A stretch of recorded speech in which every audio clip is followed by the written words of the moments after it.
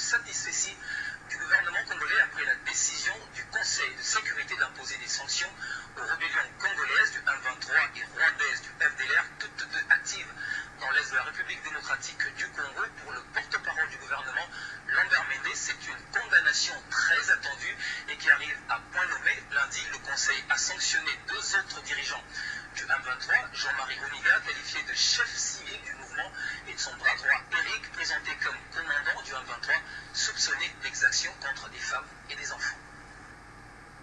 Deux dirigeants du M23 sont interdits de voyager par l'ONU.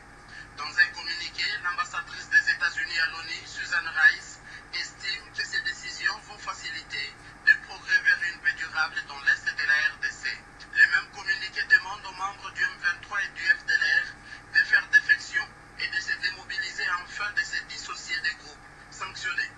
La diplomate américaine a évoqué l'éventualité de mesures supplémentaires du Conseil contre ceux qui persistent à fournir un appui extérieur au M23 ou à contrevenir à l'embargo sur les armes imposé aux groupes armés actifs en RDC, la République démocratique du Congo, l'ONU ainsi que plusieurs organisations accusent les Rwandais de soutenir la rébellion du M23.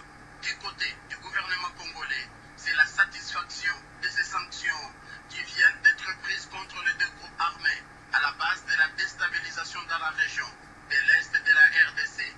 Lambert Mende, porte-parole du gouvernement, souhaite que ces mesures prennent la forme la plus effective possible pour donner une chance à la RDC et à toute la région des Grands Lacs de retrouver la paix d'une manière durable. Selon la radio de l'ONU en RDC qui a interrogé le ministre de la Communication, indique que ces sanctions, ces mesures qui empêchent aux membres de mouvements comme celui-là d'aller et de venir, vont avoir un impact sur tous les apprentis sorciers qui s'apprêtaient à faire comme Runiga ou d'autres. Pour rappel, en novembre dernier, l'ONU avait pris des sanctions contre deux autres dirigeants du M23, Baudouin Ngarouye et Innocent Kaina. Nous venons davantage, c'est par ces mots que le président de la République, Joseph Kabila, a appelé lundi 1er janvier la classe politique à la cohésion nationale, un appel que le président congolais a voulu aussi solennel que celui lancé le 15 décembre lors de son discours sur l'état de la nation. Cette fois-ci, le président de la République est allé encore plus loin en réclamant une concertation nationale sans condition. L'opposition, elle, n'est pas convaincue par l'appel au dialogue du président Kabila et a rejeté sa proposition. La guerre dans laquelle nous sommes entraînés doit être une occasion de nous unir davantage. Quelles que soient nos ambitions en tant que nation, quel que soit le moyen que nous mobiliserons pour atteindre ces ambitions, aucun résultat positif n'est possible dans la division. La diversité de nos tribus, de nos croyances religieuses ou philosophiques et de nos opinions politiques constitue une richesse inestimable pour notre pays. Dans cette perspective, je confirme l'organisation dès le début de l'année 2013 d'un cadre pour les échanges entre toutes les forces vives de la nation. Un appel que le chef de l'État a voulu aussi solennel que celui lancé le 15 décembre lors de son discours sur l'état de la nation. Et Joseph Kabila va au-delà de cet appel en annonçant une concertation nationale et sans condition, une exigence selon lui devant la menace que fait peser l'ennemi sur l'est du territoire national.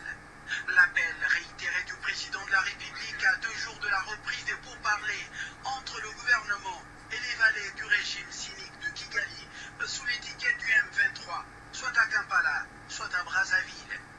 Mais cet appel du président Joseph Kabila en faveur de la cohésion nationale afin de faire face à la guerre n'a pas trouvé un écho favorable à l'UDPS. Loin de rejoindre l'IMT dans sa traditionnelle position, l'opposition parlementaire estime quant à elle que les contours du cadre des concertations et d'échanges évoqués par le chef de l'État dans son message de Nouvel An sont encore flous. Il y a quelques semaines, l'opposition parlementaire avait exigé un dialogue inclusif avec un facilitateur international pour parler de tout ce qui divise les Congolais, ce qui permettrait selon eux parvenir à une véritable réconciliation et à des solutions durables. Les contours du cadre de concertation et d'échange évoqués par le chef de l'État sont encore flous, d'après une frange de l'opposition. Dans ce journal, on écoute le point de vue du Parti travailliste dont le président national est sur ce plateau, Steve Bikaï. Bienvenue. Alors, première question, vous aussi êtes-vous favorable à l'appel lancé par le chef de l'État ou vous y voyez encore de zones d'ombre?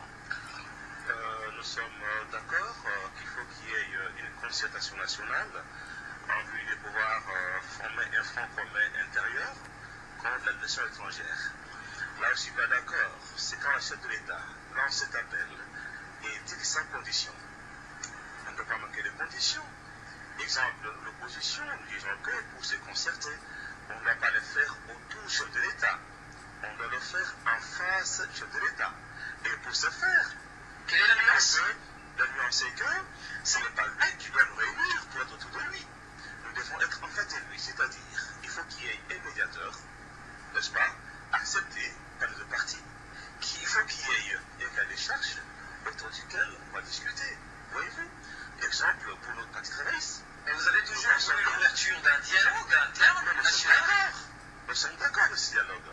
Mais il ne doit pas dire sa condition, parce que s'il faut qu'il y ait dialogue, qu'il y ait harmonie, c'est qu'il y a divergence. Quand il y a divergence, donc il y a des conditions. C'est que moi je accepte et que pour y aller, on ne doit pas poser les préalables.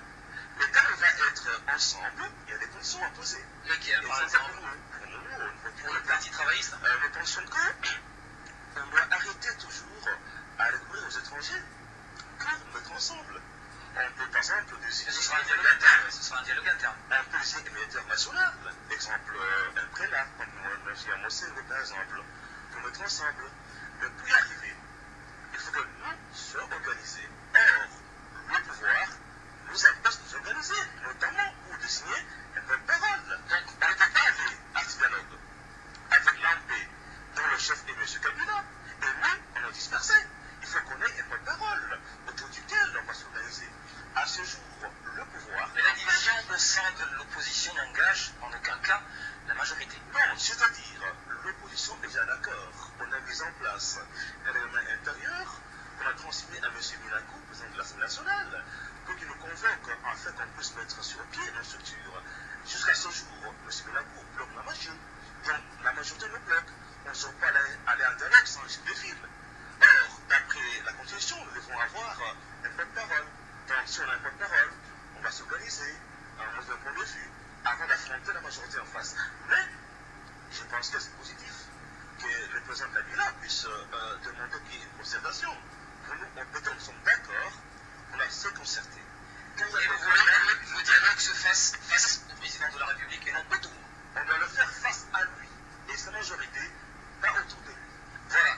Steve Bikaï, merci d'avoir répondu à nos questions. Je rappelle que vous êtes président national du Parti travailliste. Merci. L'actualité en RDC, toujours. Sachez que les négociations entre Kinshasa et l'M23 pourraient reprendre ce vendredi à Kampala, sauf changement de dernière minute. Des pourparlers qui pourraient pour certains être délocalisés, étant donné que c'est la République du Congo qui doit en principe assurer la présidence de la CIRGL.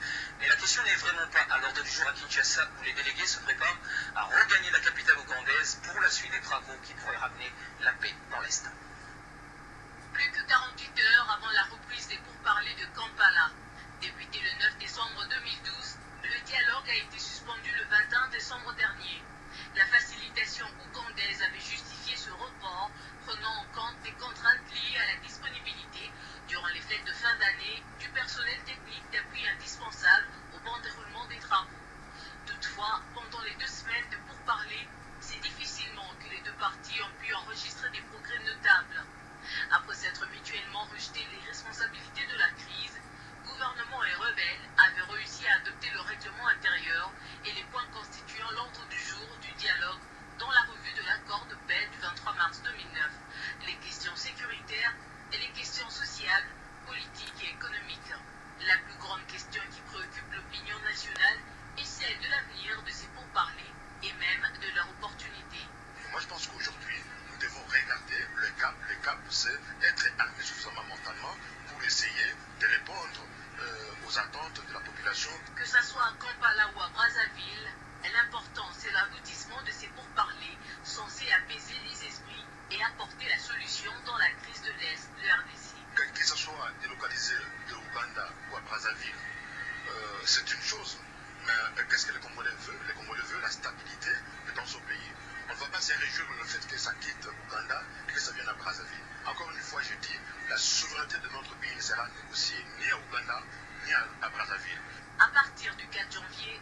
l'attention des Congolais sera à nouveau tournée vers les pourparlers entre les délégués de Kinshasa et les rebelles du M23, quel que soit l'endroit.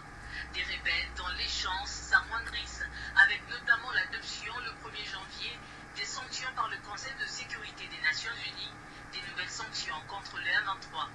Cette décision implique un gel des avoirs et une interdiction de voyager contre Jean-Marie Boniga Luguerero, considéré comme le chef civil du mouvement. En parlant des efforts de paix en République démocratique du Congo, le commissaire à la paix et à la sécurité de l'Union africaine est arrivé ce mercredi à Kinshasa pour une visite de 2 jours. Il vient s'imprégner de la situation dans la région de Grand Lac et le conflit armé dans l'est de la République démocratique du Congo. Ramtan devra se rendre vendredi et samedi au Rwanda, voisin, précise un communiqué de l'Union africaine. Dans les 2 pays, il doit rencontrer les hauts responsables pour discuter de la situation dans la région de Grand Lac et des efforts pour y pouvoir la paix, la sécurité et la stabilité.